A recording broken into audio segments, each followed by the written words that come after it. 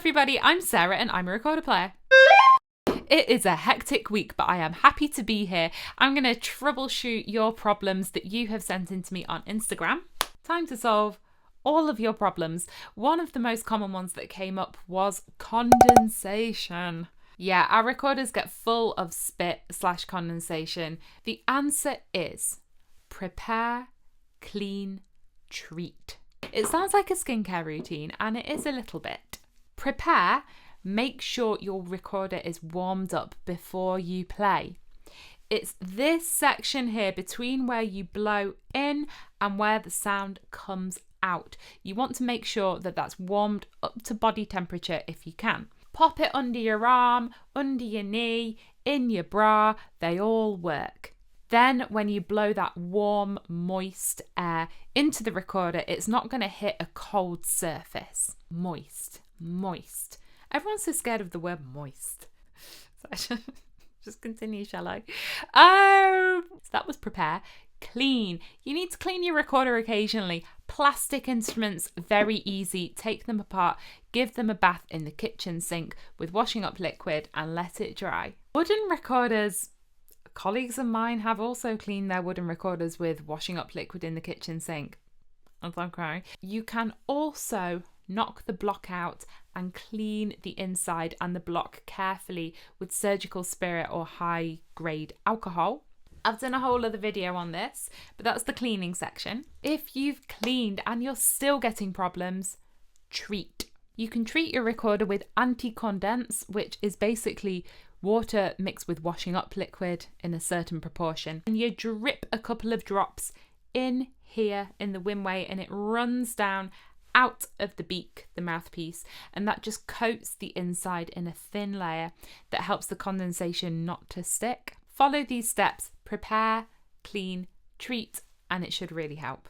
The second most popular question, high notes not speaking. It's not easy, but it is possible. For your high notes to speak beautifully like angelic angels angeling, you need two things. One is the correct airstream. I talk about this all the time on Team Recorder. For those high notes, you need a thin, focused stream of cold air. It's not necessarily blowing more, but it is blowing more focused, faster, colder. Added to this, the high notes still aren't going to work if you've not got the right thumb position. The higher you go on the recorder, the tinier that little opening has to be. And by the time we're up on the F on an alto, C on a soprano, case in point, I'm only opening it the tiniest bit. Check your thumb position, check your airstream, and do it a lot. You might have to practice that high note 100 times to get it coming out consistently and find the combination that works for you and your recorder. I don't know why I look so pleased with myself there. We're only on question 2. Question 3. I always rush slow pieces in an ensemble. It's because you're not all sharing the pulse. You have to feel the pulse. Feel it in your body, and you all have to feel that same pulse. If you're rushing, it's not only because you're not feeling the same pulse as other people. It could be that you're not feeling the pulse at all. You're kind of waiting for the next beat, like, it's here, and then it must be there. Take a little bit of time before you play to all feel the same pulse together. Whether you do this by moving, by tapping, clicking, metronome, listening to the piece conductor, that's up to you. And the other thing is to look in your score and be aware of what other people are playing. If you're playing long notes and someone else has a little solo, learn what they're doing. When does your part match up with theirs? Then you're not just waiting, you're listening.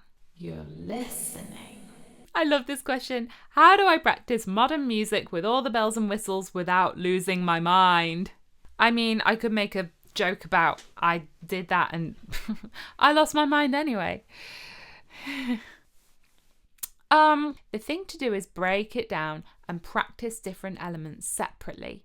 Contemporary music can be really complex. Not only all the techniques and the fast notes and strange things. Often it can be a very intense, emotional or theatrical performance on top. I'm often exhausted when I come off stage in a good way, but to go through that repeatedly in a practice room, you need to dose yourself. So go into your practice session knowing, is this going to be a session for dynamics? Is it a session for blocking out where you're going to stand?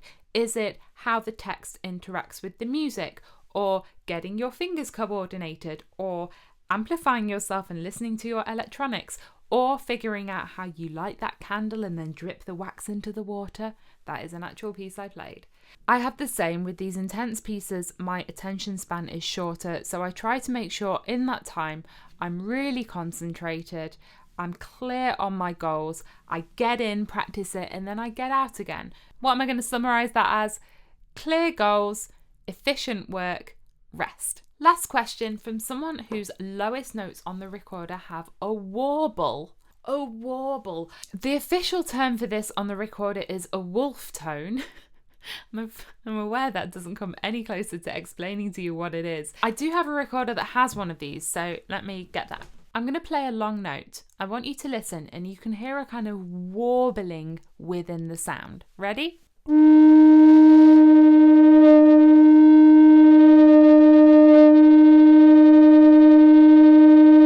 I've actually been thinking of doing a video on why this scientifically happens. I don't know the answer yet, but if you want to get rid of it, the thing that helps is playing your recorder often. I think it needs to be played in a little bit more. I especially get these wolf tones on my larger instruments when they've not been played for a while. If that's not helping it, experiment with different air speeds, warm and cold air.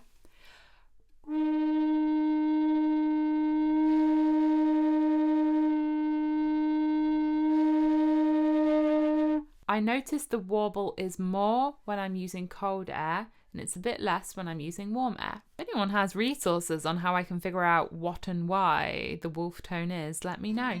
I'm going to wrap it up here for this video, but you sent me so many questions. I'm actually going to press stop and then film a second video that's going to come out later.